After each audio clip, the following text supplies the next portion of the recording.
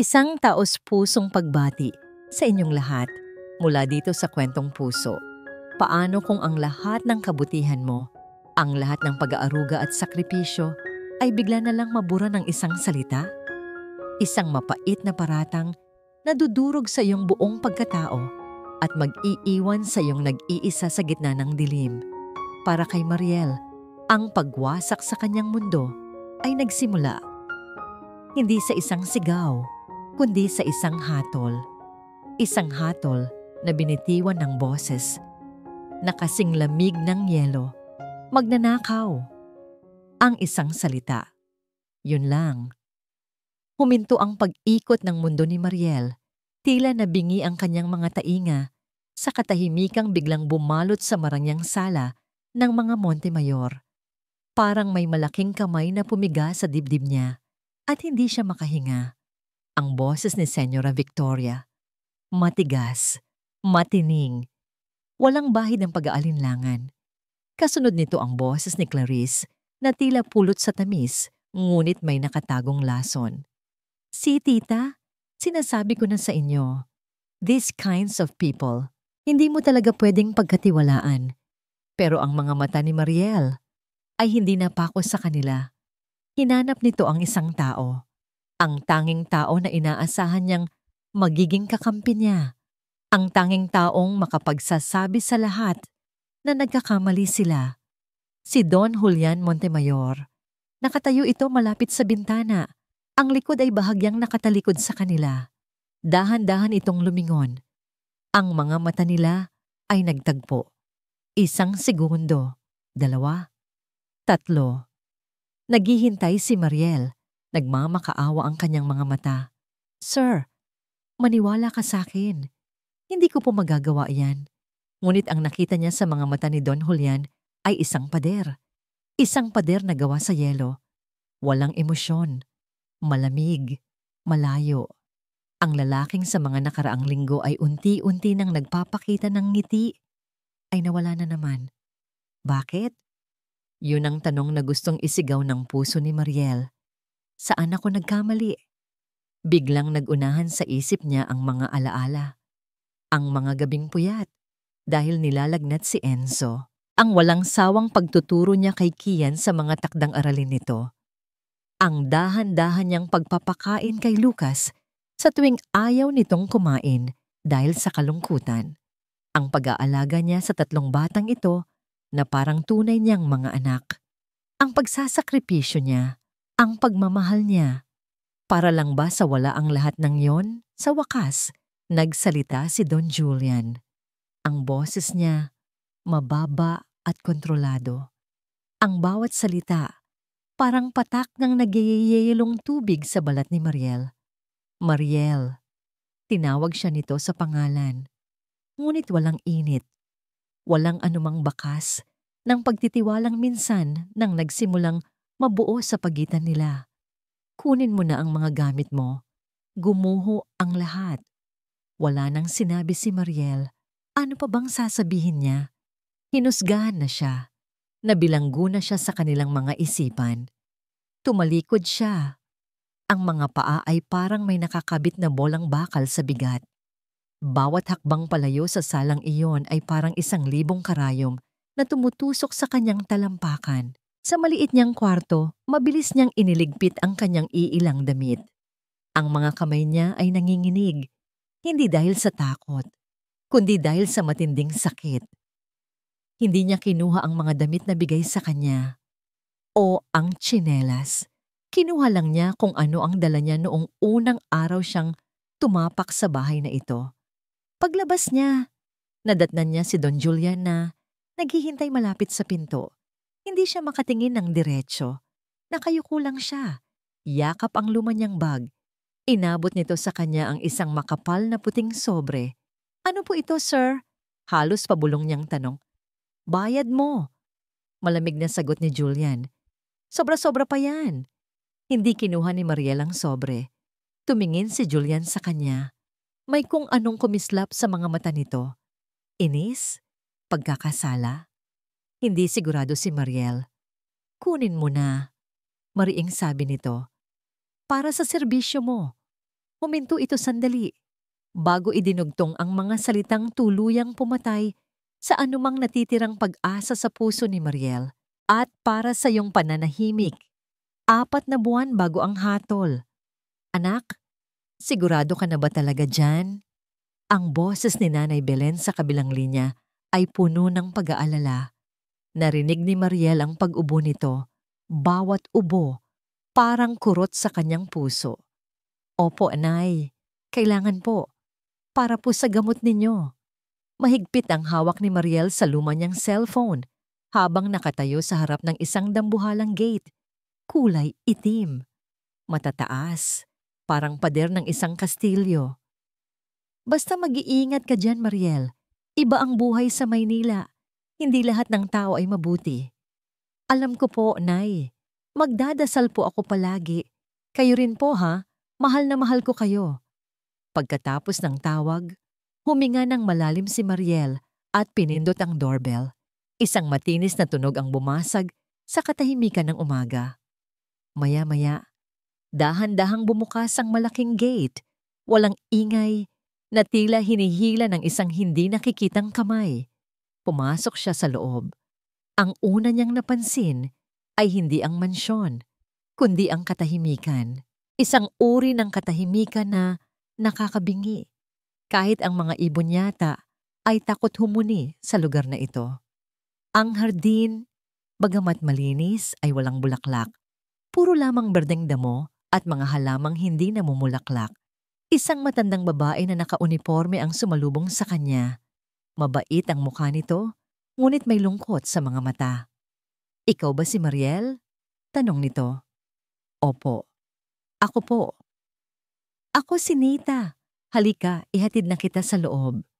Habang naglalakad sila papasok sa mansyon, hindi maiwasan ni Mariel na mamangha. Malawak ang sahig na gawa sa marmol, kumikinang sa sobrang linis. Ang mga kasangkapan ay mukhang mamahalin. Ngunit ang buong bahay ay may aura ng lamig, parang isang museo na walang bumibisita. Walang mga larawan sa dingding, walang mga palamuti. Nasa opisina si Sir Julian, sabi ni Aling Nita. Kaunti lang kung umuwi yon. Laging nasa trabaho. Ikaw ang mag-aalaga sa 3 anak niya. Biglang may narinig silang kalabog mula sa itaas. Sinundan ng isang malakas na sigaw ng bata. Ayoko nga sabi eh. Iwan mo ako. Nagkatinginan sina Mariel at Aling Nita. Isang buntong hininga ang pinakawalan ng matanda. Ang kambal yan, si Kian at Enzo, mula ng... Hindi tinuloy ni Aling Nita ang sasabihin. Mula noon, naging ganyan na sila. Mahirap pasunurin. Umakyat sila sa 2 palapag. Nakita ni Mariel ang isang batang lalaki, siguro mga 7 taong gulang, na galit na ibinabato ang mga laruan niya palabas ng kwarto. Enzo, tama na yan, saway ni Aling Nita. Pero parang walang narinig ang bata. Tumingin ito kay Mariel, mula ulo hanggang paa, na may pagkasuklam. Sino ka?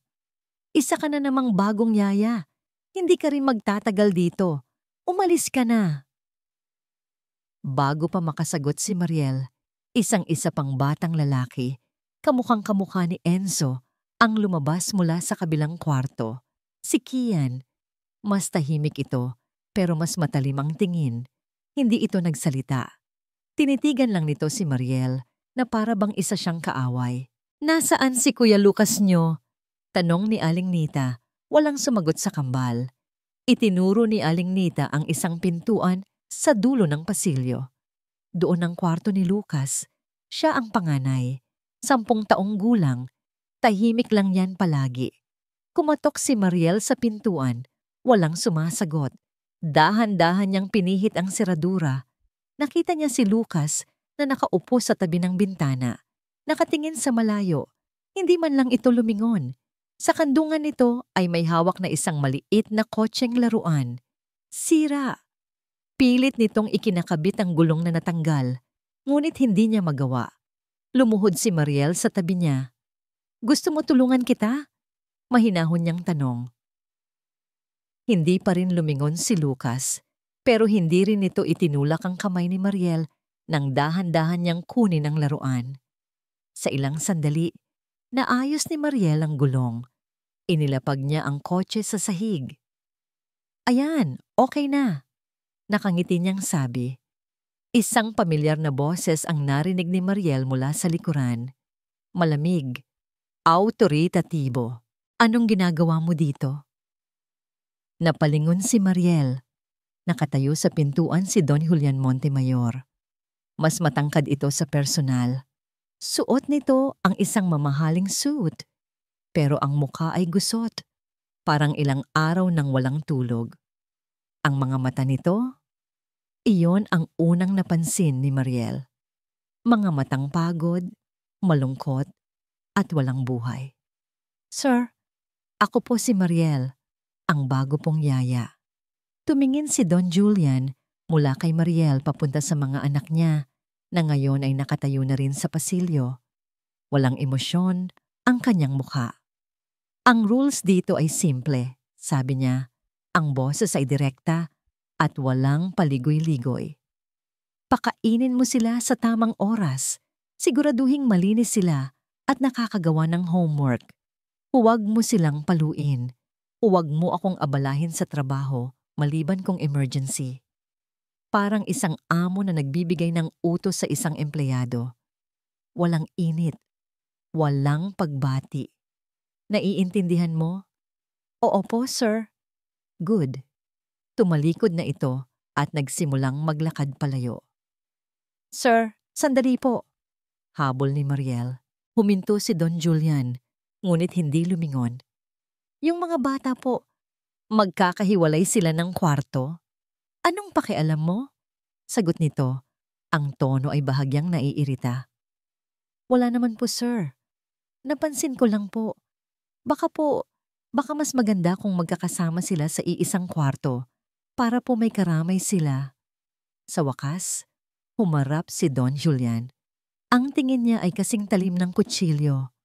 Trabaho mo ang alagaan sila, hindi ang ayusin ang bahay ko o ang buhay namin. Do your job, nothing more, nothing less. Pagkasabi noon, tuluyan na itong bumaba ng hagdan at umalis. Naiwan si Mariel sa gitna ng pasilyo, kasama ang tatlong batang parang mga islang magkakahiwalay sa isang dagat ng kalungkutan. Niyakap niya ang kanyang sarili. Naramdaman niya ang lamig ng palasyong yelo na pinasok niya. Sa isip niya, narinig niya ulit ang sinabi ng nanay niya. Iba ang buhay sa Maynila. Oo nga, Nay. Naisip niya, ibang-iba. Pero habang tinitingnan niya ang tatlong bata na nagkanya-kanya na ulit ng pasok sa kani-kanilang kwarto, isang ideya ang nabuo sa kanyang isipan. Isang ideyang mapangahas, isang ideyang maaaring ikagalit ng amo niya. Ngunit isang ideyang sinasabi ng puso niyang tama. Kinabukasan, habang abala sa kusina si Aling Nita, nilapitan siya ni Mariel na may kakaibang determinasyon sa mga mata. Aling Nita? Simula ni Mariel. Pwede po ba akong humingi ng tulong? Abay, oo naman, iha. Ano ba yon? Sabi ng matanda habang naghihiwa ng sibuyas. Gusto ko po sanang pag-isahin ang mga kama ng mga bata. Natigilan sa paghihiwa si Aling Nita. Napatingin siya kay Mariel na para bang may narinig siyang hindi kapani-paniwala. Ano, iha? Naku, delikado yan. Baka magalit si Sir Julian. May kanya-kanya ng kwarto ang mga yan mula pa dati. Kaya nga po, Aling Nita, malumanay na paliwanag ni Mariel. Parang mga ibon po sila na mag-isa sa kani-kanilang hawla. Magkakapatid sila, pero parang hindi sila magkakilala. Kailangan po nilang maramdaman na may kasama sila, na pamilya sila. Nakita ni Mariel ang pag-aalinlangan sa mukha ni Aling Nita.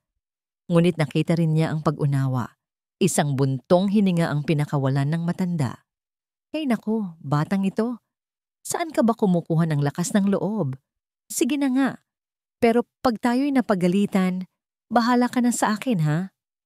Isang matamis na ngiti ang sumilay sa labi ni Mariel. Salamat po, Aling Nita. at nagsimula ang kanilang operasyon. Sa tulong ng isa pang kasambahay, maingat nilang binuhat ang mga kama mula sa kwarto ni Kian sa kwarto ni Enzo at inilipat lahat sa pinakamalaking kwarto, ang kwarto ni Lucas. Nang makita ng kambal ang nangyayari, agad na umalma si Enzo. "Ayoko. Bakit kami magtatabi? Gusto ko sa kwarto ko." Sigaw nito, handa nang mag-tantrums. Si Kian naman ay nakatayo lang sa gilid, nakakunot ang noo at pinapanood ang bawat galaw nila. Ngumiti lang si Mariel. "Hindi ito basta-bastang kwarto," sabi niya sa mga bata. "Mula ngayon ito ang magiging headquarters ninyo. Dito, pwede kayong maglaro, magkwentuhan at maging magkakampi laban sa mga halimaw sa ilalim ng kama." Biglang nagbago ang itsura ni Enzo. Ang galit ay napalitan ng pagiging curious. Si Lucas, na kanina'y tahimik lang, ay napangiti ng bahagya sa unang pagkakataon. Nang gabing iyon, isang himala ang naganap sa loob ng mansyon ng mga Montemayor. Ang dating tahimik na ikalawang palapag ay napuno ng tunog. Tunog ng tawanan. Tunog ng maliliit na paang naghahabulan. Nagkaroon pa ng isang maikling pillow fight na agad namang sinaway ni Mariel. Nang oras na para matulog, pinahiga na niya ang tatlo sa kani-kanilang kama na ngayon ay magkakatabi na.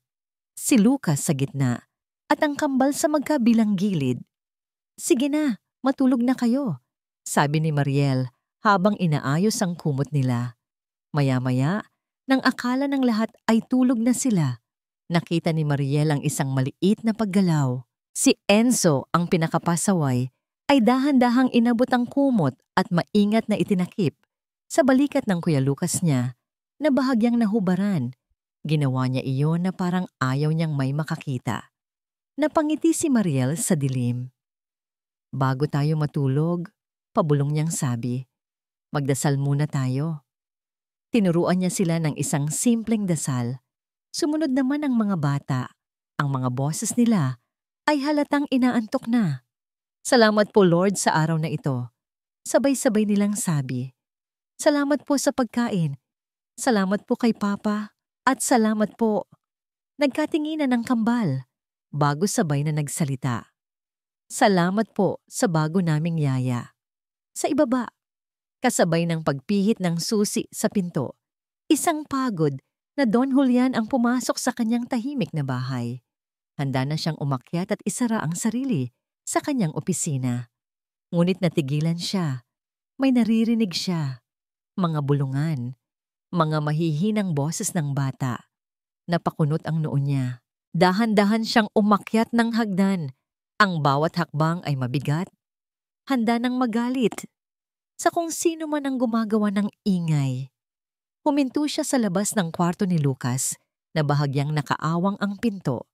At doon, narinig niya ang huling linya ng dasal. "Salamat po sa bago naming yaya." Natigilan si Don Julian. Parang may kung anong mainit na dumaloy sa kanyang dibdib. Tinutunaw ang yelo na matagal nang bumabalot dito. Ang galit na kanina'y namumuo sa kanya ay biglang naglaho. Napalitan ng isang emosyong hindi niya maintindihan. Sa isang sulok, nakita niya si Aling Nita na nagpupunas ng luha. Narinig niya itong bumulong sa sarili. "Hi. Kung nandito lang sana si ma'am nila." Bago pa siya nagbago. Hindi na nakatiis si Don Julian. Dahan-dahan niyang itinulak ang pinto at pumasok. Napalingon si Mariel at nanlaki ang mga mata niya sa gulat. Ang mga bata naman ay biglang natahimik. Ang tingin ni Don Julian ay napako kay Mariel. Ang mga mata niya, hindi na galit, hindi na malamig. Puno ito ng pagtataka, pagkalito, isang emosyong komplikado at bago. Tumikim siya at sa boses na mas malalim kaysa sa karaniwan, sinabi niya ang dalawang salitang nagpakaba sa dibdib ni Mariel. "Mag-usap tayo." Sinundan ni Mariel si Don Julian pababa ng hagdan. Ang bawat baitang ay parang isang hakbang patungo sa kanyang tiyak na pagkasisante. Pumasok sila sa library, isang silid na puno ng mga libro, na mukhang hindi pa nabubuklat, amoy luma at kalungkutan. Sumara ang pinto. Sila lang dalawa. Explain, maikling utos ni Don Julian habang nakatayo sa likod ng kanyang malaking mesa. Hindi ito umupo. Nanatili itong nakatayo, isang tore ng kapangyarihan at awtoridad. Huminga ng malalim si Mariel para kalmahin ang sarili. Sir, pasensya na po kung hindi ako nagpaalam. That's not what I'm asking. I'm asking why. Tumingin si Mariel sa sahig. Pinipilit hanapin ang mga tamang salita. Nakita ko po kasi sila, sir. Mag-isa po sila palagi. Magkakapatid. Pero parang mga estranghero sa isa't isa. Naisip ko lang po na baka ang kailangan nila ay hindi lang yaya. Kailangan po nila ng kapatid. Kailangan po nilang maramdaman na hindi sila nag-iisa sa lungkot. Tumahimik ang buong silid. Inaasahan ni Mariel ang sigaw, ang galit, ang mga salitang, "You're fired." Pero wala. Nang sa wakas, ay nag-angat siya ng tingin. Nakita niya si Don Julian na nakatingin sa kanya, ngunit parang hindi siya ang nakikita nito. Parang may tinitingnan ito sa malayo. Sa nakaraan, ang pader na yelo sa mga mata nito ay nagkaroon ng maliit na lamat. Kailangan nilang maramdaman na hindi sila nag-iisa. Inulit ni Julian ang mga salita ni Mariel sa isang bulong na parang kinakausap ang sarili. Sa sandaling iyon, ang tensyon sa pagitan nila ay napalitan ng isang bagay na mas malalim. Isang hindi inaasahang pag-unawa. Ngunit ang sandaling iyon ay biglang nabasag. Isang malakas na boses ng babae ang narinig mula sa labas. Julian! Anak, nandito ka ba? Biglang nagbago ang anyo ni Don Julian. Ang maliit na lamat sa kanyang mga mata ay muling nagsara. Bumalik ang lamig. My mother, sabi niya, at binuksan ang pinto ng library. Pumasok ang isang babaeng may edad na, balot sa alahas at mamahaling damit. Matikas ang tindig. Matapang ang mga mata. Ito si Senyora Victoria Montemayor. Ang tingin nito ay agad na dumapo kay Mariel mula ulo hanggang paa. Isang tingin na mapanuri, mapanghusga. Sino ito? Tanong ng senyora. Si Mariel po, ma, ang bagong yaya ng mga bata. Sagot ni Julian. Lumapit si Senyora Victoria kay Mariel. Tinitigan niya ito ng malapitan. Biglang kumunot ang noo niya na parang may inaalala. Mariel, anong apelyido mo, iha? Reyes po. Magalang na sagot ni Mariel. Reyes. Inulit ng matanda. Biglang naningkit ang mga mata nito. Anak ka ba ni Lydia? Si Lydia Reyes? Yung dating labandera natin sa lumang bahay? Tumango si Mariel. Opo, senyora. Isang halos hindi mahahalata, ngunit puno ng pangmamaliit na ngisi ang sumilay sa labi ni Senyora Victoria. Sabi ko na nga ba, pamilyar ang mukha mo. Lumapit si Mariel upang magmano, isang tanda ng paggalang, ngunit bago pa man dumampi ang kanyang noo sa kamay ng matanda, bahagya itong iniatras ni Victoria ang kamay nito na parang nandidiri. Naramdaman ni Mariel ang pag-init ng kanyang mga pisngi. Well, sabi ni Victoria, bumaling ulit kay Julian. I came to check on you and the kids. Halika, anak, magkape tayo sa garden. Nang maglakad na sila palabas, tinawag ni Senyora Victoria si Mariel nang hindi lumilingon. Ikaw, iha, ipagtimpla mo kami ng kape. Yung matapang para sa akin. Naiwan si Mariel sa library. Dama ang bigat ng mga tingin at ang lamig ng pagtrato sa kanya. Pagkatapos ihatid ang kape sa hardin, pabalik na sana si Mariel sa loob ng bahay nang harangin siya ni Senyora Victoria. Si Don Julian ay may kausap sa telepono, medyo malayo sa kanila. Mariel, sabi ng matanda sa mababang boses, makinig ka sa akin. Alam kong mahirap lang kayo at kailangan mo ng trabaho. Pero tandaan mo kung sino ka at kung sino kami. Hindi nakaimik si Mariel. Yaya ka lang dito. Trabaho mo ang mga bata at wala ng iba. Huwag kang gagawa ng kahit anong bagay para makuha ang atensyon ng anak ko. Maliwanag? Ang bawat salita ay parang patalim. Alam mo dapat kung saan ka lulugar. Tumangulang si Mariel at nagmamadaling pumasok sa loob. Dala-dala ang kahihiyan at sakit. Nang gabing iyon, bago umuwi si Senyora Victoria, kinausap niya ulit ang kanyang anak. Julian, seryoso nitong sabi, I like that she's hardworking. Pero ano ma? Tinitigan ni Victoria ang anak niya sa mga mata. Isang tingin na puno ng pag-aalala ng isang ina. Mag-ingat ka sa mga taong umaakyat sa matataas, anak. Lalo na't alam na alam nila kung ano ang kahinaan mo. Ang mga salita ni Senyora Victoria ay parang laso na nakumalat sa hangin ng mansyon. Nag-iwan ng lamig at pag-iingat. Naging mas tahimik si Don Julian, mas mailap. Para bang ang maliit na lamat sa kanyang pader na yelo ay muling nagyelo at tumigas. Ngunit may isang bagay na nagbago. Ang paraan niya ng pagtingin kay Mariel. Kapag inaakala niyang hindi ito nakatingin, pinagmamasdan niya ito. Pinagmamasdan niya kung paano nito sinusuklayan ang buhok ni Lucas o kung paano ito tumatawa sa mga kalokohan ng kambal. Isang hapon, habang nag-aayos si Mariel sa dating kwarto ni Julian na ginawa na nitong home office, napansin niya ang isang medium-sized na kahon na gawa sa kahoy sa ilalim ng isang estante. Balot na ito sa makapal na alikabok, halatang matagal nang hindi nagagalaw. Ano po ito, sir? Tanong ni Mariel kay Julian na abala sa pagbabasa ng mga dokumento sa kanyang mesa. Bahagyang nag-angat ng tingin si Julian. Nakita niya ang kahon at sa isang iglap, isang anino ng sakit ang dumaan sa kanyang mga mata. Wala yan. Itapon mo na lang. Itatapon po? Gulat na tanong ni Mariel. Mukha po kasing importante. I said throw it away. Mariing sagot nito. Hindi na nakatingin sa kanya. Tumango si Mariel. Dahan-dahan niyang binuhat ang kahon. Mabigat ito.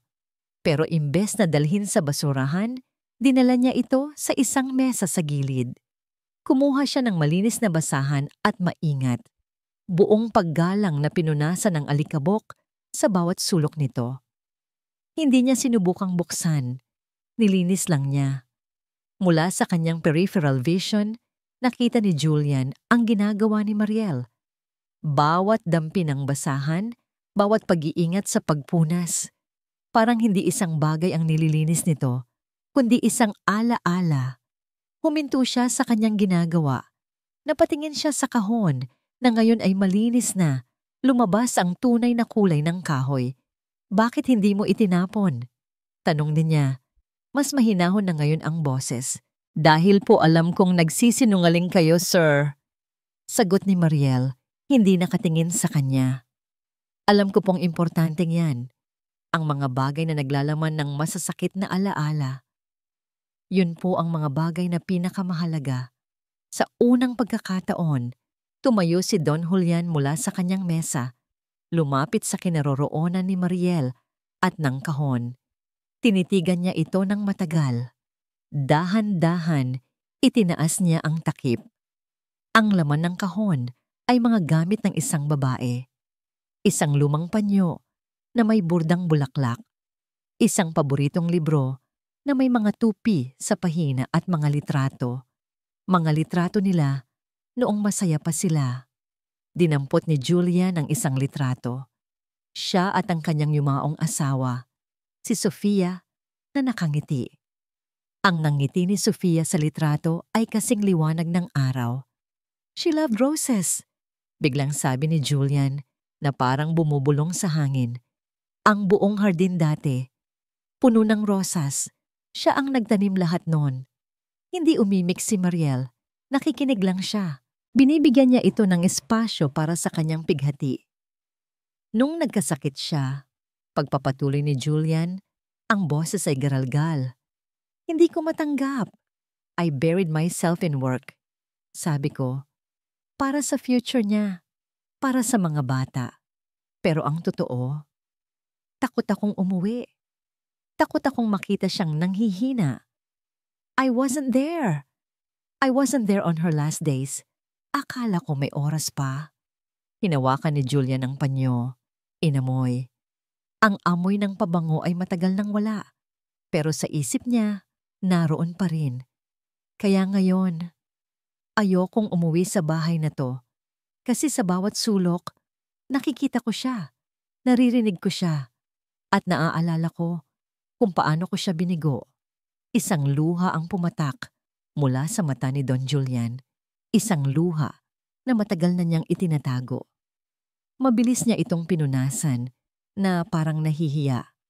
Sa loob ng kahon may isang sobre, isang sulat, nakasara pa. Para kay Julian. Nakita ito ni Julian. Tinitigan niya. Ngunit parang natatakot siyang hawakan.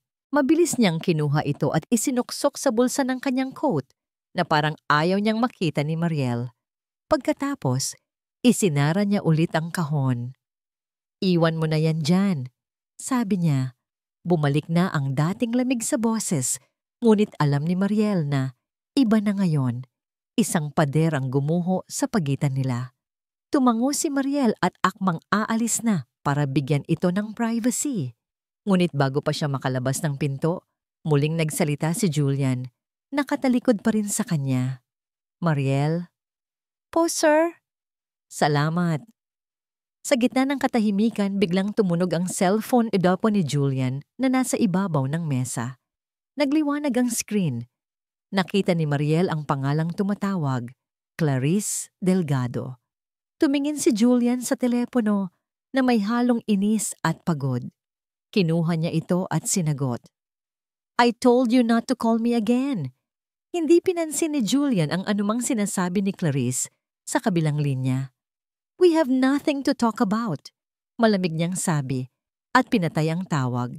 Ngunit alam ni Mariel, sa paraan ng pagbuntong hininga ni Julian, na hindi iyon ang huling beses na maririnig niya ang pangalang iyon. Kinabukasan, isang magarang pulang kotse ang pumarada sa harap ng mansyon. Bumaba mula rito ang isang babaeng nakasuot ng puting bestida na akala mo'y dadalo sa isang party. Nakasunglasses, perpekto ang makeup. Si Clarice Delgado, ang dating asawa ni Don Julian at ina ng 3 bata. Naglalakad ito papasok ng bahay na para bang pag-aari niya ang lugar. I'm here to see my sons, deklara niya sa sumalubong na si Aling Nita. Ang nangiti niya ay matamis, pero hindi umaabot sa kanyang mga mata. Nasa hardin si Mariel kasama ang mga bata. Tinuturuan silang magdilig ng mga halaman. Mula sa malayo, nakita niya ang pagdating ni Clarice. Agad siyang kinabahan. Mama!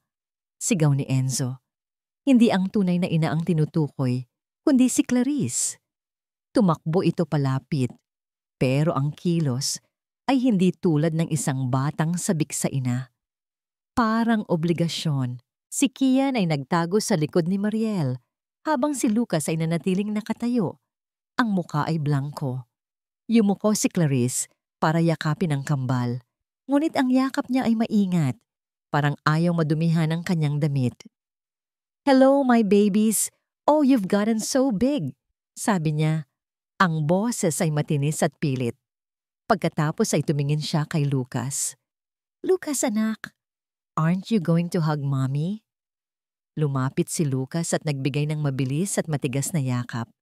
Pagkatapos ay tumayo si Clarice at hinarap si Mariel. Tiningnan niya ito mula ulo hanggang paa, ang parehong mapanuring tingin na ibinigay sa kanya ni Senyora Victoria. So, you must be the new yaya, sabi ni Clarice. Ngumiti ito, pero alam ni Mariel na peke iyon. I'm Clarice, the mother. Idiniin niya ang huling salita. Mariel po. Magalang na sagot niya. Good. Make sure my sons are well behaved. Pagkasabi noon, pumasok na si Clarice sa loob. Hila-hila ang kambal, na parang mga tropeyo na ipaparada niya. Sinundan sila ni Mariel at Aling Nita. Sa sala, umupo si Clarice at inilabas ang mga pasalubong. Mamahaling laruan na halatang binili lang sa airport. Ang mga bata ay kinuha ang mga ito, pero walang sigla. Oh, by the way, sabi ni Clarice kay Aling Nita, pakitimpla naman ako ng juice. Freshly squeezed orange, please. Habang nasa kusina sina Mariel at Aling Nita, hindi na iwasang magbulungan. Ganyan ba talaga siya, Aling Nita? Tanong ni Mariel. Parang bisita lang sa sariling mga anak. Ay naku, iha. Buntong hininga ni Aling Nita. Dati hindi naman. Pero simula na nang nagkahiwalay sila ni Sir, bibihira nang magpakita yan. Kung kailan lang niya maalala. Habang naghahanda ng juice, si Aling Nita, tumunog ang cellphone ni Clarice na naiwan nito sa kitchen counter. Aksidenteng nakita ni Mariel ang screen. Sunod-sunod na mensahe. MS Delgado, this is your final warning. Bayaran mo ang utang mo. Alam namin kung saan ka nakatira. Don't test us. Nanlaki ang mata ni Mariel. Utang? Mabilis siyang umiwas ng tingin nang mapansin niyang pabalik na si Clarice sa kusina. Kinuha nito ang cellphone at pasimpleng itinago. Nasaan na yung juice ko? Masungit na tanong nito. Nang ihatid ni Mariel ang juice sa sala, nakita niya si Clarice na palingalinga. Tinitingnan ang bawat kasangkapan, ang mga painting sa dingding, ang laki ng chandelier. Ang mga mata niya ay hindi mga mata ng isang ina na bumibisita, kundi mga mata ng isang taong sinusuri ang halaga ng bawat bagay sa paligid. Isang kislap ng desperasyon at ganid ang nakita ni Mariel. Biglang pumasok si Senyora Victoria. Clarice, iha, you're here. Masayang bati ng matanda. Tila mas malapit pa ito kay Clarice kaysa sa sarili nitong manugang na si Sofia noon. Nagbeso-beso ang dalawa. Tita, I was just visiting my boys. Sabi ni Clarice, muling bumalik ang matamis ng ngiti. But you know, I can't help but worry about Julian. He looks so stressed. And this new yaya. Tumingin siya sa direksyon ni Mariel na nasa gilid lang.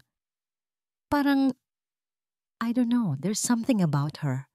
Narinig ni Mariel ang usapan nila. Nakita niya ang dahan-dahang pagtango ni Senyora Victoria. At nakita niya kung paanong ngumiti si Clarice. Isang ngiti na puno ng masamang balak. Isang ideya ang nabuo sa isip nito. Isang paraan para malutas ang lahat ng kanyang problema sa pera. Lumapit si Clarice kay Senyora Victoria at bumulong. Ang boses ay puno ng kunwaring pag-aalala. Naiintindihan ko po kayo, tita. Ako man po nag-aalala para kay Julian. Lalo na't napapaligiran siya ng mga taong hindi natin lubos na kilala. Ang mga sumunod na araw ay naging entablado para sa makamandag na pag-arte ni Clarice.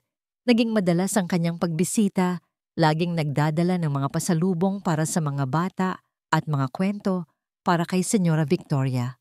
Bawat salita niya ay parang pulot, ngunit may nakatagong lason na dahan-dahan niyang ipinapatak sa tenga ng matanda. Isang hapon, naabutan ni Clarice si Senyora Victoria na nag-aayos ng kanyang mga alahas sa kwarto. Wow, tita. Ang gaganda pa rin po talaga ng mga alahas ninyo.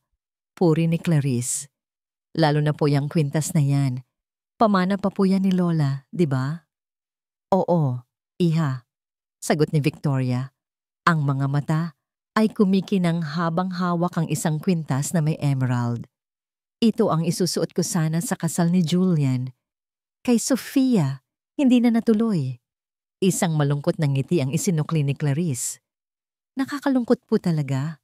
Pero tita, you have to be careful. Lalo na't may mga bagong tao dito sa bahay. Mahirap na. Anong ibig mong sabihin? Tanong ni Victoria, bagamat may ideya na siya. Wala naman po, tita. It's just that the other day nakita ko po si Mariel. Napadaan po ako dito sa tapat ng kwarto niyo. Bahagyang nakabukas ang pinto. Nakita ko po siyang nakatingin sa jewelry box niyo. Ang paraan po ng pagtingin niya, parang nagniningning ang mga mata. Isang kasinungalingan. Pero sinabi niya iyon ng may kasamang pag-aalala at sinseridad sa boses, kaya't naging kapanipaniwala. Kumunot ang noo ni Senyora Victoria. Naalala niya ang sinabi niya sa anak. Mag-ingat ka sa mga taong umaakyat sa matataas. Sa mamantala, sa hardin, isang ibang-ibang eksena ang nagaganap. Pagkatapos ng matagal na panahon, ang hardin na dati walang buhay ay nagsisimula nang magkaroon ng kulay. Nagpatulong si Mariel sa mga bata na magtanim ng mga bagong bulaklak sa mga paso. Mama Mariel, ano po ito? Tanong ni Kian. Hawak ang isang supot ng buto. Yan ang buto ng sunflower, Kian. Pag lumaki yan, palagi siyang nakatingin sa araw. Palagi siyang masaya. Paliwanag ni Mariel. Biglang dumating si Julian. Maaga itong umuwi. Natigilan ito sa nakita. Ang kanyang mga anak, na dati laging nakakulong sa kani-kanilang mundo, ay ngayon ay masayang naglalaro sa lupa. Kasama si Mariel. May dumi sila sa mukha, pero may ngiti sa mga labi. Umupo siya sa isang bench sa di kalayuan. Hindi niya namalayan. Napapangiti na rin pala siya habang pinapanood sila. Lumapit sa kanya si Enzo. May dalang isang maliit na bulaklak na pinitas nito. Papa, look! For Mama Mariel! Kinuha ni Julian ang bulaklak. Isang maliit na gumamela. It's beautiful, son. Si Mama Mariel po ang nagturo sa amin. Sabi niya, kahit gaano kadilim, laging may bulaklak na tumutubo. Ang simpleng salita ng bata ay tumago sa puso ni Julian. Tumingin siya kay Mariel na ngayon ay tumatawa dahil kinikiliti siya ni Lucas. Sa sandaling iyon, nakita niya ito hindi bilang isang yaya. Nakita niya ito bilang isang liwanag. Pero ang masayang sandaling iyon ay may nanonood mula sa bintana sa itaas. Si Senyora Victoria. At sa tabi niya, si Clarice. Tingnan niyo po, tita. Bulong ni Clarice. Ang bilis niya, di po ba? Ang bilis niyang nakuha ang loob ng mga bata. Pati na rin ni Julian. Nakakatakot. Ang nakita ni Julian na liwanag. Ang nakita ni Victoria ay isang panganib. Ang kagalakan sa hardin, para sa kanya, ay isang senyales ng babala. Ang lason ni Clarice ay mabisa. Unti-unti nang kumakalat sa isip at puso ng matanda. Nang pumasok si Mariel sa loob kasama ang mga bata, sinalubong sila ni Victoria. Magbihis na kayo at maghugas ng kamay. Ang dudungis ninyo. Malamig na utos nito. Nang makaakyat ang mga bata, hinarap ni Victoria si Mariel. Ngunit bago pa siya makapagsalita, lumapit si Clarice na may hawak na isang bagay.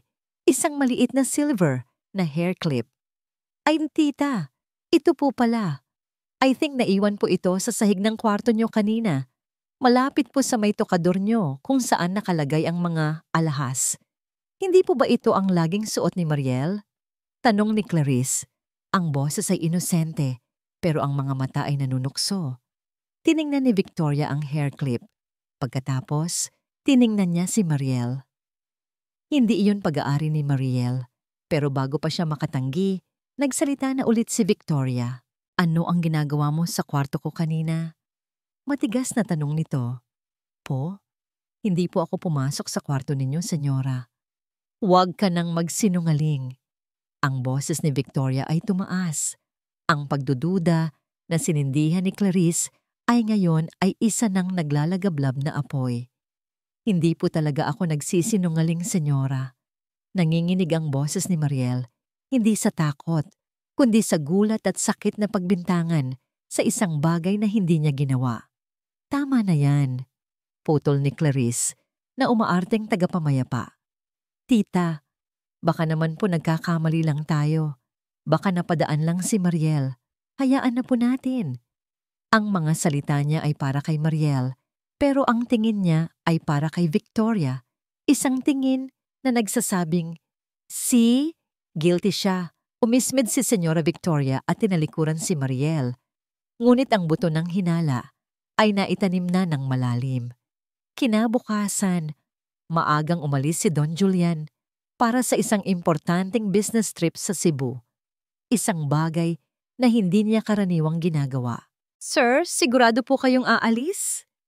Nag-aalalang tanong ni Aling Nita habang inaayos ang gamit nito. Biglaan po yata. "Kailangan nila, Juanita. Isang malaking deal. Clarice told me about it. Mukhang magandang opportunity." Sagot ni Julian, hindi alam na ang business trip na yon ay bahagi ng mas malaking plano ni Clarice para mailayo siya sa bahay. Nang makaalis na si Julian, ang mansyon ay naging kaharian ni na Victoria at Clarice, at si Mariel ang kanilang target.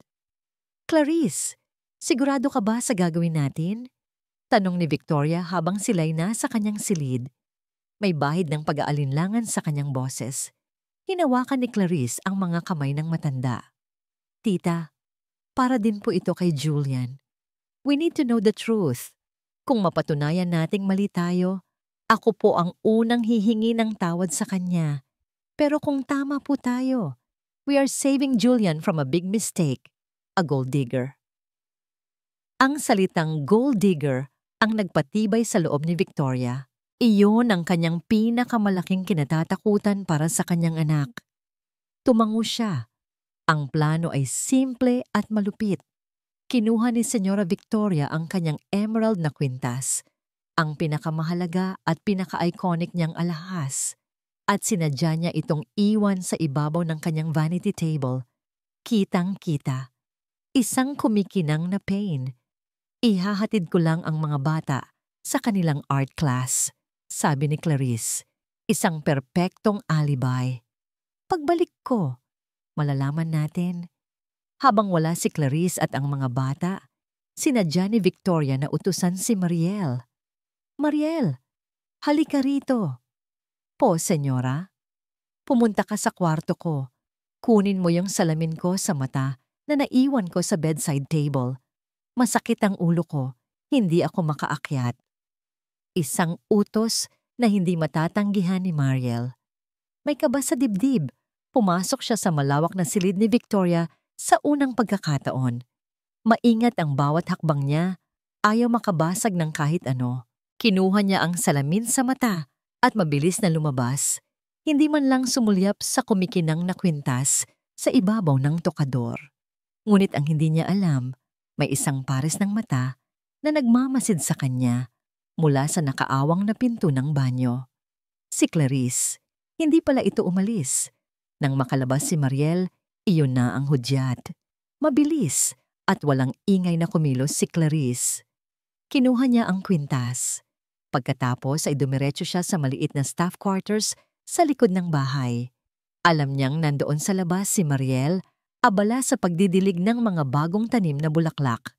Pumasok siya sa kwarto ni Mariel. Simple lang ito at malinis. Binuksan niya ang maliit na aparador. Kinuha niya ang isang luma at kupas na jacket, ang nag-iisang jacket ni Mariel. Itinago niya ang mamahaling kwintas sa pinakaloob ng bulsa nito, sa ilalim ng isang lumang panyo. Paglabas niya, nasalubong niya si Aling Nita. Nagulat si Clarice, ngunit mabilis na nakabawi. "Oh, Nita, hinahanap ko lang si Mariel. May iutos sana si tita." Palusot niya na may pekeng ngiti. Tiningnan lang siya ni Aling Nita nang may pagdududa. Walang sinabi ang matanda, pero ang mga mata nito ay matalas. Alam nitong may mali. Alam nitong may masamang binabalak ang babaeng ito, pero wala siyang ebidensya. Bumalik si Clarice kay Victoria. "Okay na po, tita. Let's wait." Makalipas ang isang oras, nagsimula na ang palabas. "Ang kwintas ko." Nagsimulang magpanik si Victoria na umaarte na parang ngayon lang napansin. "Clarice, ang kwintas ko, wala dito." "Ano po, tita? Baka naman po nailagay niyo lang sa ibang lugar?" "Hindi. Sigurado akong dito ko iniwan. Kanina lang, bago ko inutusan si Mariel na pumasok dito." Ang mga salita ay binitawan na parang bomba. Mabilis na kumalat ang balita sa buong kabahayan. At sa gitna ng sala, habang nagbabalik ang mga bata mula sa kanilang klase, isang malakas na sigaw ang sumalubong sa kanila. Ang sigaw ni Senyora Victoria na puno ng galit at akusasyon. Nawawala ang kwintas ko! Ang pamana ng pamilya! Lahat ng mata ay napunta sa isang tao, kay Mariel. Ang sigaw ni Senyora Victoria ay umalingaw-ngaw sa buong mansyon, isang tunog na nagpatigil sa lahat. Ang masayang pag-uusap ng mga bata ay biglang naputol. Maging ang orasan sa dingding ay tila huminto sa pagtiktak. Anong nangyayari dito? Ang boses ni Don Julian. Lahat ay napalingon. Nakatayo siya sa may pinto, dala ang kanyang briefcase, halatang kararating lang mula sa airport. Ang business trip niya ay natapos ng mas maaga. Ang mukha niya ay pagod. Ngunit mas pagod ang kanyang mga mata nang makita ang eksena sa kanyang harapan. Ang kanyang ina na nagwawala, si Clarice na may itsura ng pag-aalala, at si Mariel na nakatayo sa gitna ng lahat, maputla at naguguluhan. Julian, anak, mabuti't dumating ka. Sinalubong siya ni Victoria. Ang boses ay nanginginig. Ang kwintas ko. Ang pamana sa akin ng iyong lola. Nawawala. At siya. Itinuro niya si Mariel. Siya lang ang tanging pumasok sa kwarto ko kanina. Teka lang, ma, sabi ni Julian. Sinusubukang kumalma. Huwag tayong magbintang. Hindi ako nagbibintang, Julian. Sigurado ako.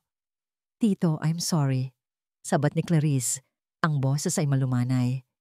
Ayaw ko sanang makialam, but maybe we should check her things just to clear her name para matapos na po ito. Ang suhestiyon ay tila makatwiran, ngunit iyon ang huling patibong. Tumingin si Julian kay Mariel. Ang mga mata nito ay naghahanap ng sagot. Sabihin mong hindi totoo. Sabihin mong wala kang kinalaman. Hindi ko po kinuha. Basag ang boses na sabi ni Mariel. Sir, maniwala po kayo sa akin. Ang kanyang pagsusumamo ay tila walang epekto sa gitna ng kaguluhan. Kung wala kang tinatago, papayag kang kapkapan namin ang gamit mo. Hamon ni Victoria. Walang nagawa si Mariel. Tumango siya. Ang kanyang dignidad ay unti-unting niyuyurakan sa harap ng mga taong pinagsilbihan niya. Sa harap ng mga batang minahal niya. Si Kian at Enzo ay hindi maintindihan ang nangyayari. Si Lucas naman ay nakatayo sa gilid, ang mga mata ay nakapako kay Mariel, puno ng pagkalito. Nagpunta sila sa kwarto ni Mariel. Si Clarice ang nanguna sa paghahalughog. Binuksan niya ang maliit na aparador. Kinuha niya ang bawat damit, isa-isa, hanggang sa, ano ito? Tanong ni Clarice, habang kinukuha ang luma at kupas na jacket ni Mariel.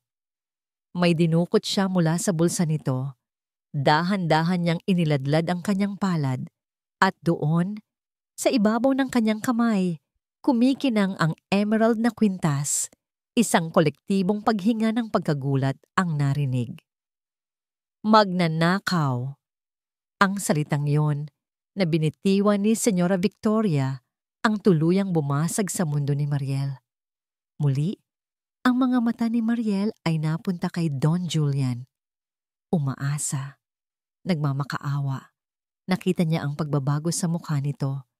Ang kaunting init na nagsimulang mamuo sa mga nakaraang linggo ay biglang nagyelo.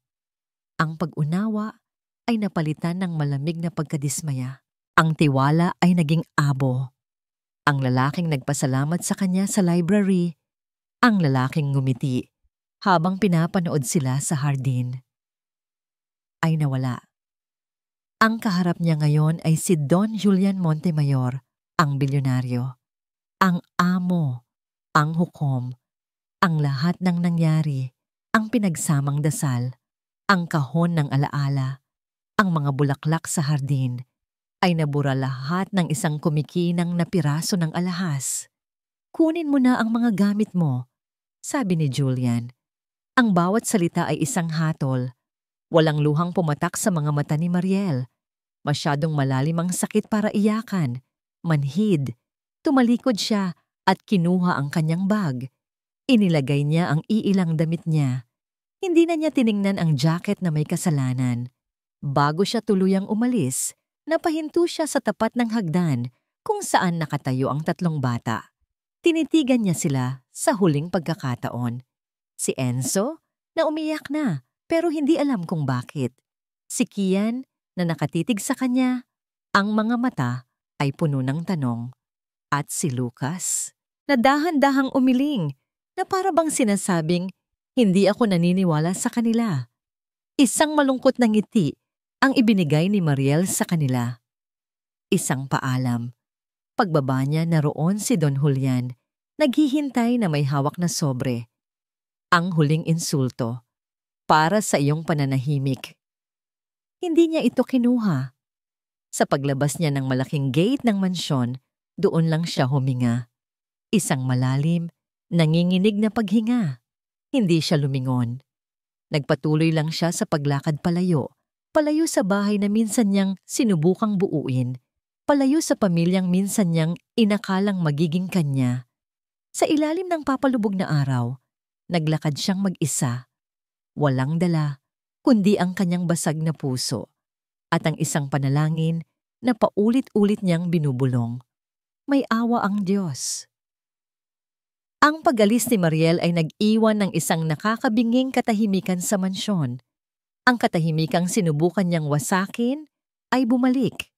Mas malala, mas mabigat, at mas malamig kaysa dati.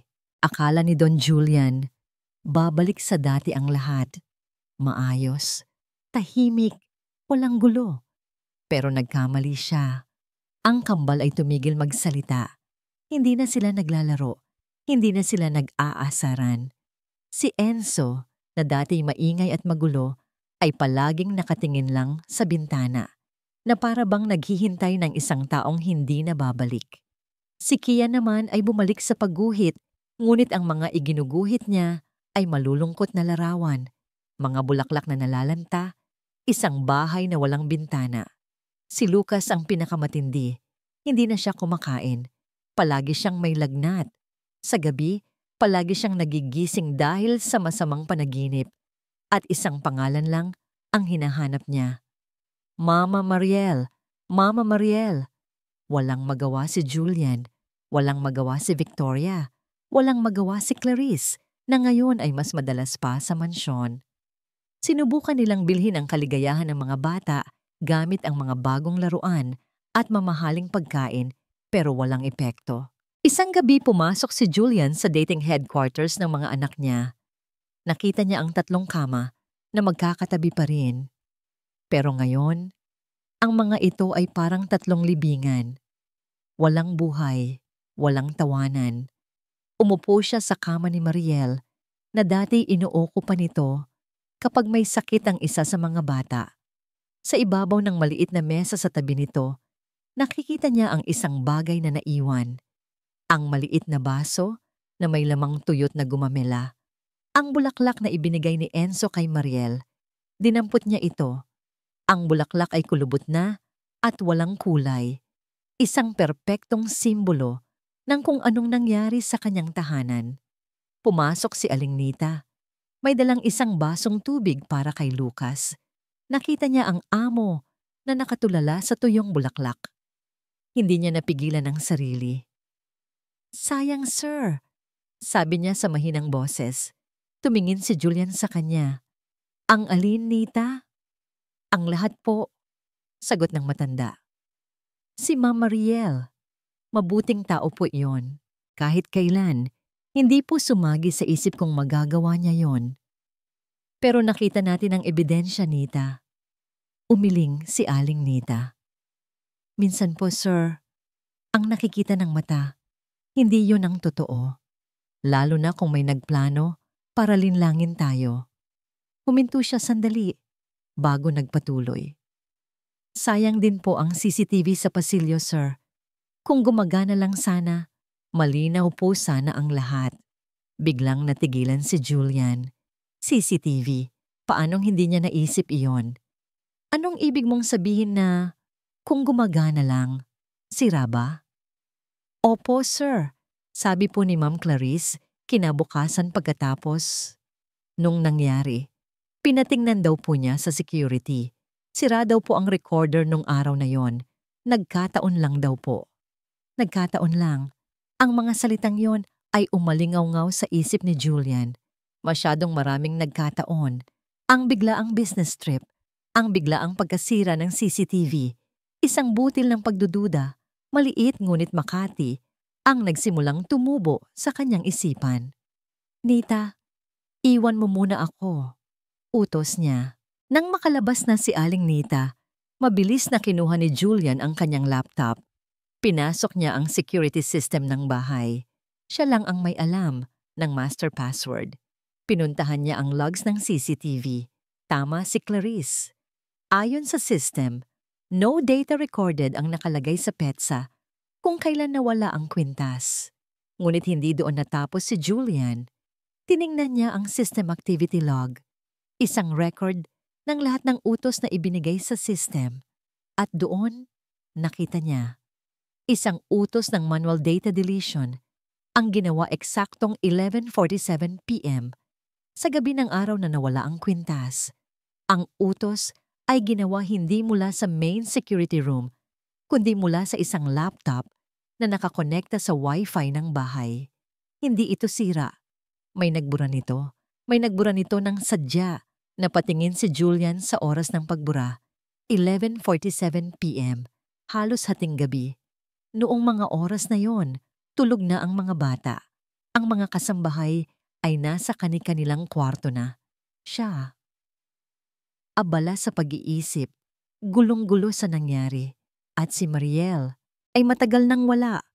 Sino ang gising pa ng mga oras na yon? Sino ang may sapat na kaalaman sa teknolohiya para gawin iyon? Si Clarice. Biglang bumalik sa isip niya ang lahat. Ang pagpupumilit ni Clarice na i-check ang gamit ni Mariel. Ang pagkakasira ng CCTV. Ang biglaang business trip na inirekomenda nito. Ang lahat ng piraso ng puzzle ay unti-unting nabubuo. At ang nabubuong larawan ay isang imahe ng panlilinlang. Napasabunot si Julian sa kanyang buhok. Anong nagawa ko? Ang tanong ay parang isang dagundong sa loob ng kanyang bungo. Hinusgahan niya ang isang taong walang kasalanan. Pinalayas niya ang liwanag na unti-unting bumubuhay sa kanyang tahanan. Sinaktan niya ang babaeng nagsisimula na niyang hindi niya matapos ang nasa isip niya. Masyadong masakit, masyadong nakakahiya. Tumayo siya, ang mga kamao ay nakakuyom. Hindi na mahalaga kung ano ang nararamdaman niya. Ang mahalaga ngayon ay ang katotohanan. At kailangan niya itong malaman. Kailangan niyang itama ang kanyang pagkakamali. Ngunit paano? Burado na ang ebidensya. Kailangan niya ng tulong. Kinuha niya ang kanyang telepono at tinawagan ang kanyang pinagkakatiwalaang pinuno ng IT department ng kanyang kumpanya. Miguel, Julian here. I have an urgent and confidential job for you. I need the best data recovery expert you know. Yes, tonight. I'll pay whatever it takes. Pagkatapos ng tawag, bumalik siya sa kwarto ng mga bata. Nilapitan niya si Lucas na hindi mapakali sa pagtulog. Hinawakan niya ang noo nito. Mainit pa rin.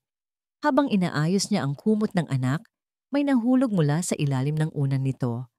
Isang papel na nakatupi. Kinuha ito ni Julian. Binuklat niya.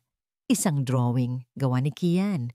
Sa drawing may 5 tao na magkakahawak kamay sa harap ng isang bahay na may mga bulaklak sa hardin. Ang bahay ay may araw na nakangiti sa itaas. Nariyan siya. Nariyan si Lucas, Kian at Enzo. At sa tabi niya, hawak ang kanyang kamay, ay si Mariel. Sa sulok ng papel, may isang maliit na detalye na halos bumasag sa puso ni Julian. May isa pang babae na nakalutang sa ulap. Parang isang anghel. Ang kanilang mama Sofia. Nakangiti ito habang pinagmamasdan sila mula sa langit. Ito ang pamilyang pinapangarap ng kanyang mga anak. Isang pamilyang buo. Isang pamilyang masaya. Isang pamilyang sinira niya dahil sa isang kasinungalingan. Madaling araw na nang dumating ang data recovery expert. Habang nagtatrabaho ito sa library, si Julian ay hindi mapakali. Pabalik-balik siya sa paglakad. Ang bawat tiktak ng orasan ay parang isang martilyo na pumupukpok sa kanyang konsensya. Sa wakas, lumabas ang expert. Sir, we got lucky. Hindi pa na-overwrite yung data sectors. We recovered about 90% of the footage. Nakahinga ng maluwag si Julian. Play it.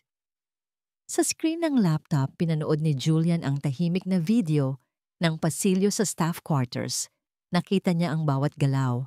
Una, si Mariel pumasok sa kwarto ni Victoria para kunin ang salamin at mabilis na lumabas. Wala pang 1 minuto. Pagkatapos, ang multo, si Clarice. Maingat na sumisilip, tinitiyak na walang tao. At nang malinis na ang paligid, mabilis siyang pumasok sa kwarto ni Mariel. Wala pang 30 segundo, lumabas na siya. Palingalinga, bago nagmamadaling umalis. Naroon ang katotohanan, malamig, malinaw, hindi mapagkakaila. Isinara ni Julian ang laptop. Ang pagdududa ay napalitan ng isang malamig na galit. Isang galit na nakatutok hindi lang kay Clarice, kundi sa kanyang ina. At higit sa lahat, sa kanyang sarili. Kinaumagahan, maagang dumating si Clarice na may dalang mga mamahaling pastry. Good morning, tita. Julian, I brought breakfast. Masayang bati niya na para bang walang nangyari. Clarice, let's talk. In the library, sabi ni Julian. Ang boses niya ay walang emosyon na lalong nakakakilabot. Sa loob ng library, umupo si Clarice na may ngiti pa rin sa labi. What is it, Jules? You seem so serious. Hindi nagsalita si Julian. Inilapag niya lang ang laptop sa mesa at binuksan ito. Ipinlay niya ang video. Dahan-dahang nawala ang nangiti sa mukha ni Clarice. Napalitan ito ng pagkagulat, pagkatapos ay takot. Sinubukan niyang magsalita, pero walang lumalabas sa kanyang bibig. Anong ginagawa mo sa kwarto ni Mariel? Tanong ni Julian. Ang bawat salita ay mabigat. Julian, I can explain. Akala ko kasi, anong akala mo? Na hindi ko malalaman? Tumaas ang boses ni Julian sa unang pagkakataon. You set her up.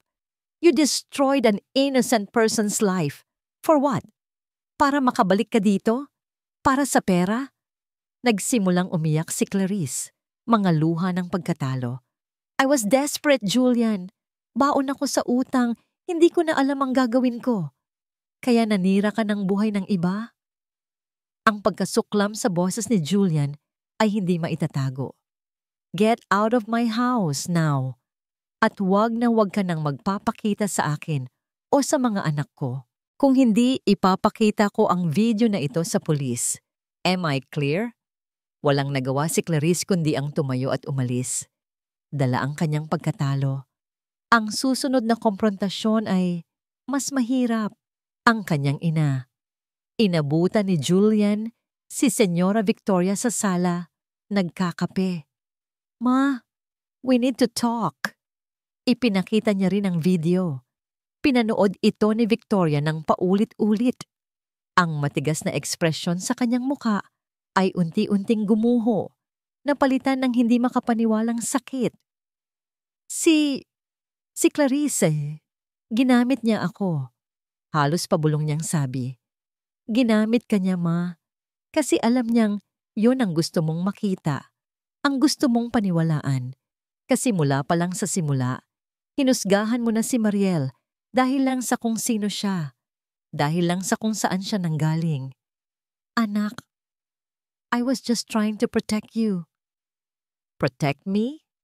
Ma, you helped destroy the one person who brought light back into this house. Ang taong nagpangiti ulit sa mga apo mo. Ang taong nagturo sa kanila kung paano magdasal ulit. Tumayo si Julian. Ang galit niya ay napalitan ng isang malalim na kalungkutan. Sinira natin siya, ma. Sinira natin siya dahil sa pride at pagdududa natin. Naiwang mag-isa si Senyora Victoria sa sala. Tinitigan niya ang kanyang mga kamay, ang parehong kamay na nagturo kay Mariel bilang isang magnanakaw. Sa una ng pagkakataon sa loob ng maraming taon, naramdaman niya ang bigat ng kanyang pagkakamali. Ang mga luha ng isang matandang babaeng puno ng pagsisisi ay nagsimulang pumatak. Hindi alam ni Julian kung ano ang susunod na gagawin. Paano niya hahanapin si Mariel? Saan siya magsisimula? Paano siya hihingi ng tawad? Pumasok siya sa silid ng mga anak niya. Gising na sila. Tahimik na naglalaro sa sahig. Lumapit si Lucas sa kanya at sa unang pagkakataon, sa loob ng ilang araw, nagsalita ito. Papa.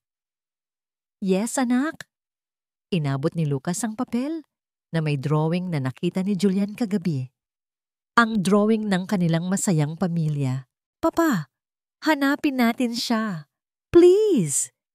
Ang simpleng pakiusap ng kanyang anak ang nagbigay sa kanya ng direksyon.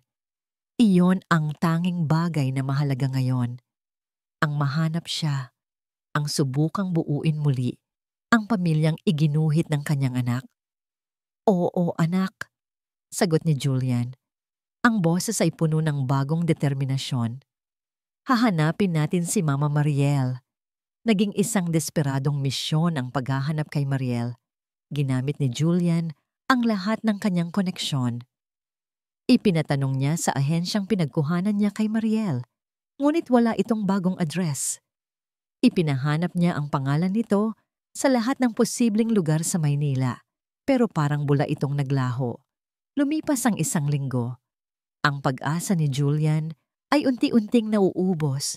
Gabi-gabi, tinititigan niya ang drawing ng kanyang anak. Gabi-gabi, tinatanong niya ang sarili, saan ka nagpunta, Mariel? Isang gabi, habang nakaupo sa library, bigla niyang naalala ang isa sa mga kwento ni Mariel na ikwento nito noon sa mga bata habang nagtatanim sila sa hardin. Sa probinsya namin sa Laguna, sabi ni Mariel noon, may isang maliit na simbahan. Paborito ko yun. Kasi pag linggo ako ang kumakanta sa choir. Pag kumakanta ako para kay Lord, parang nawawala lahat ng problema ko. Laguna. Isang maliit na simbahan. Ang choir. Iyon na. Ang tanging pag-asa niya. Kinabukasan, linggo ng umaga, ginising ni Julian ang kanyang mga anak bago pa man sumikat ang araw. Bihis kayo mga anak. Aalis tayo.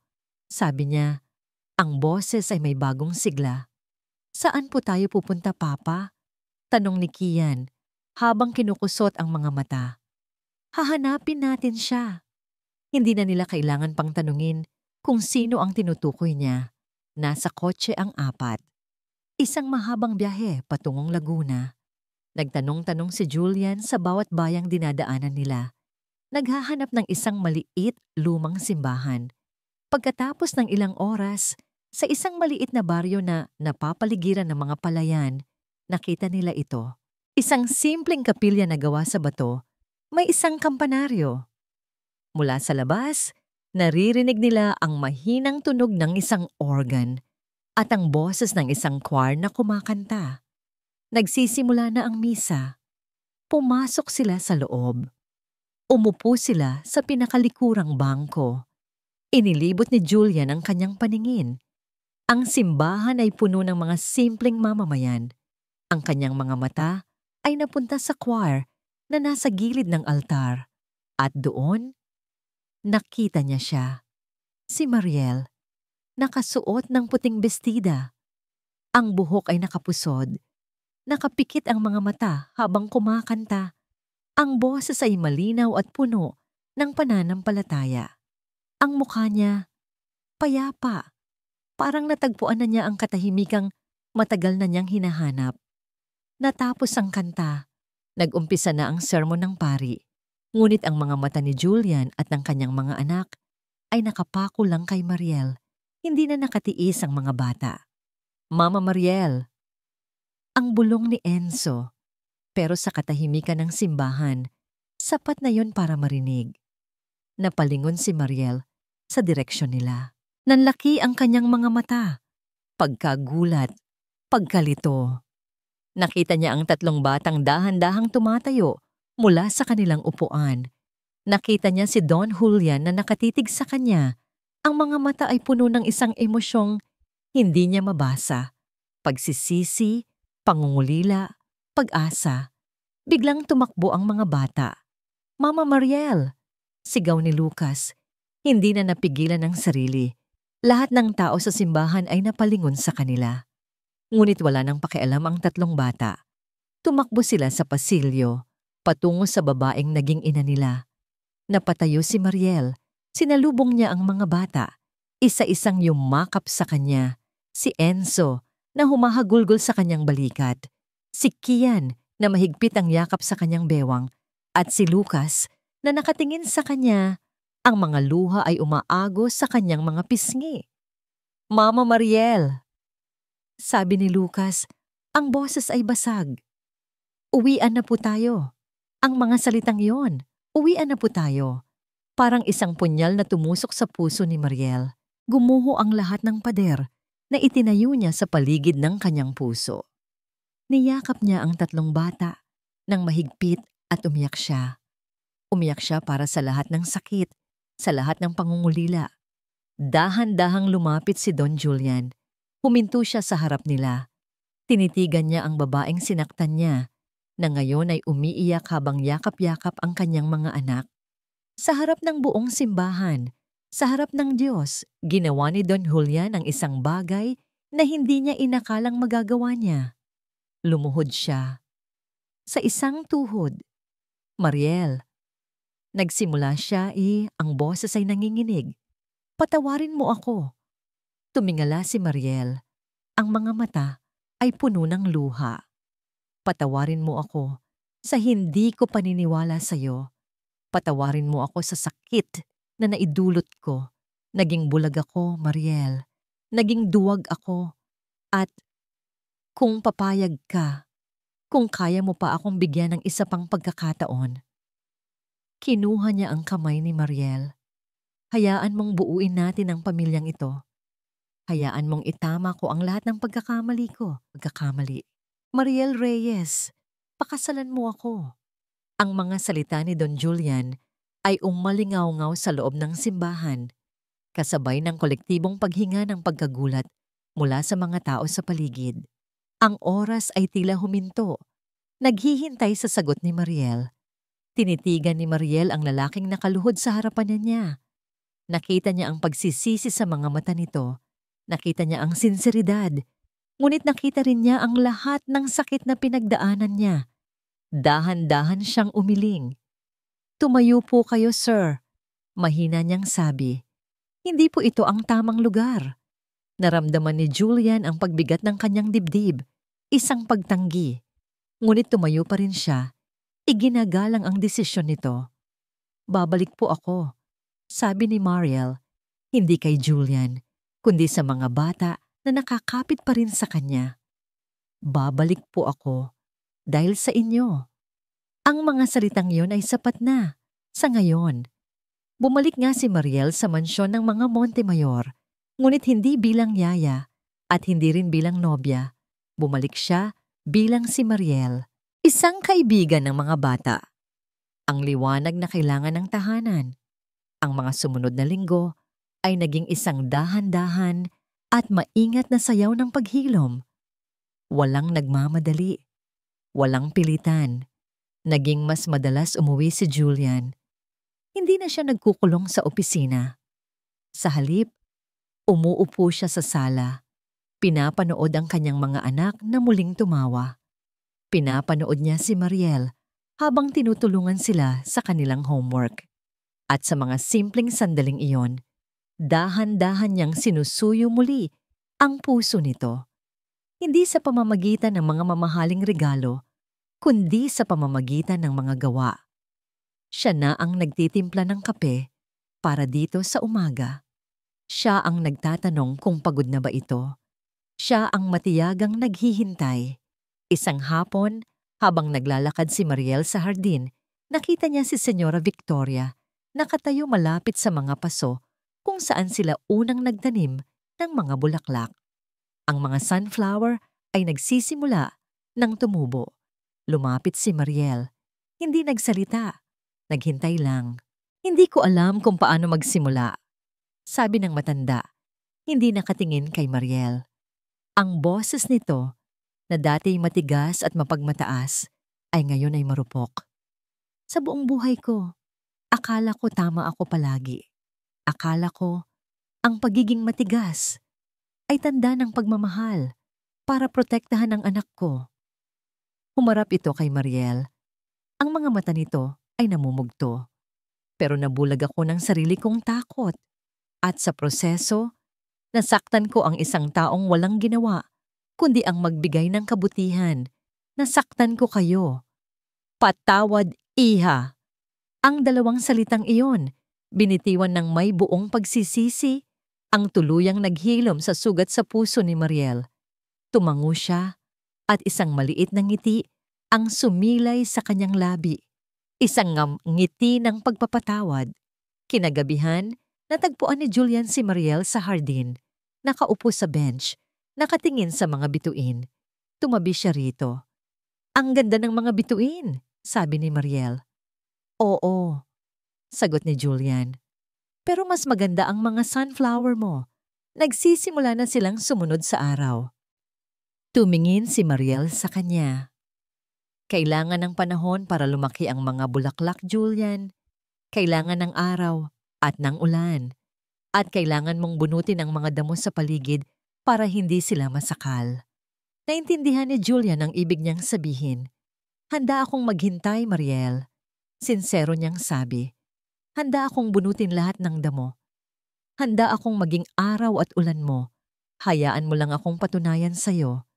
Sa pagkakataong ito, nang tingnan ni Mariel ang mga mata ni Julian, wala na siyang nakitang kahit anong bakas ng yelo. Ang nakita niya ay init, pangako, at isang pag-ibig na nasubok ng apoy at handa ng itanim muli. Ngumiti siya. Okay, sabi niya. Simulan natin sa pagtatanim. Kinabukasan, ang buong pamilya ay nasa hardin. Si Julian, na tinanggal ang kanyang mamahaling coat at itinaas ang manggas ng kanyang polo.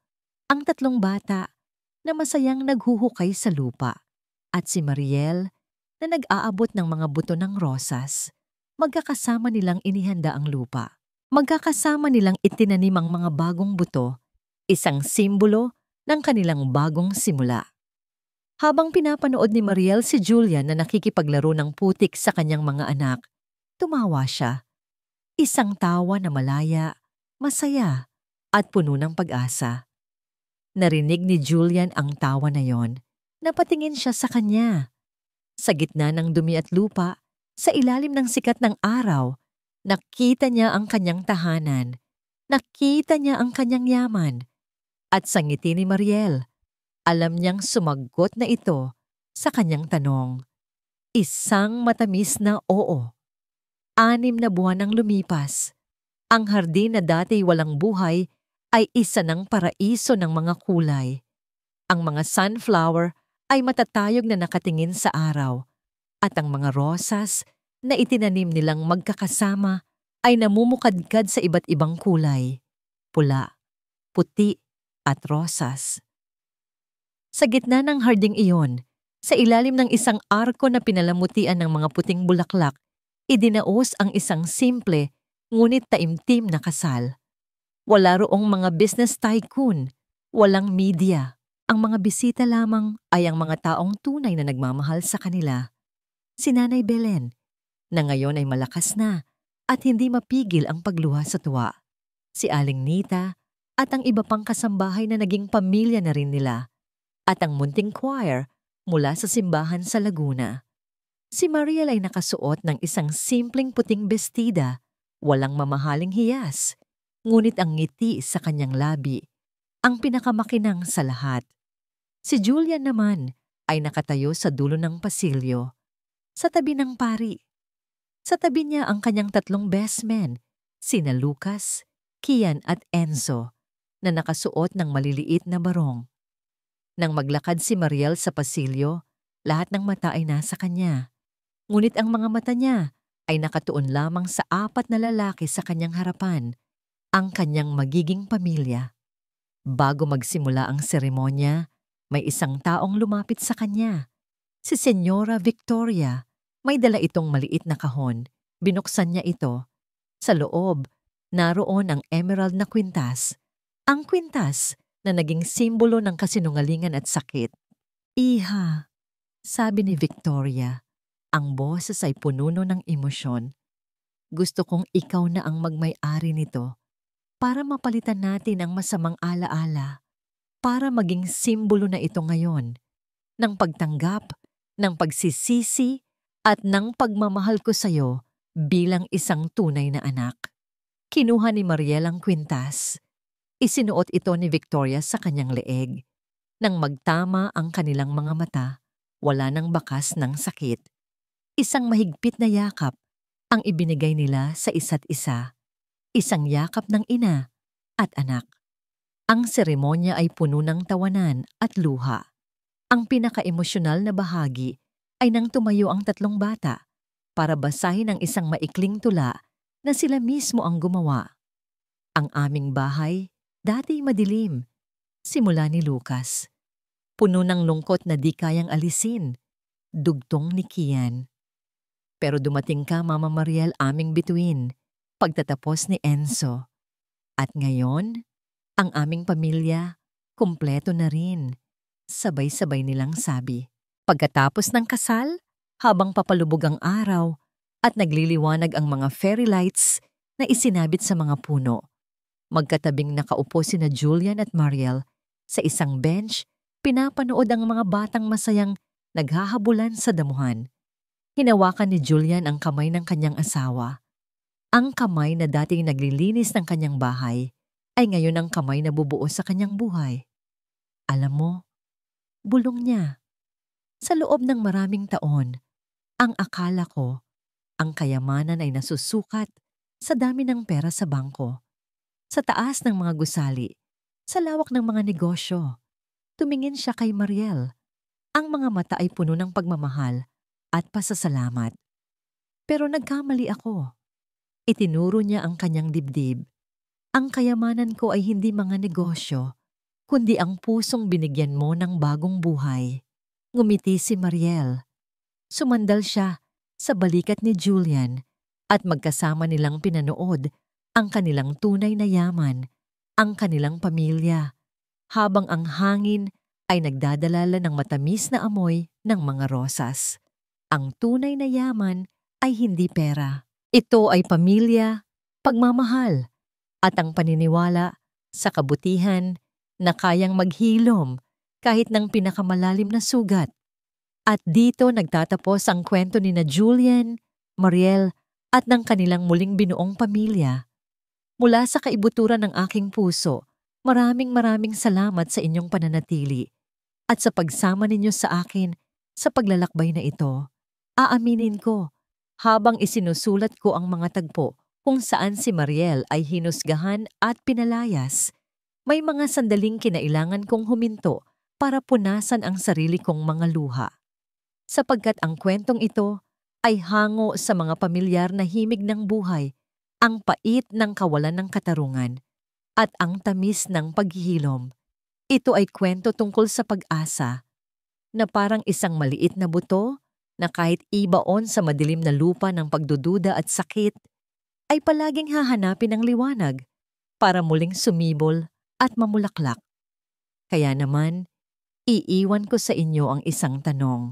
Kung kayo si Mariel, sa kabila ng lahat ng sakit at pagtataksil na dinanas niya, magagawa niyo pa rin bang buksan ang inyong puso para sa pagpapatawad?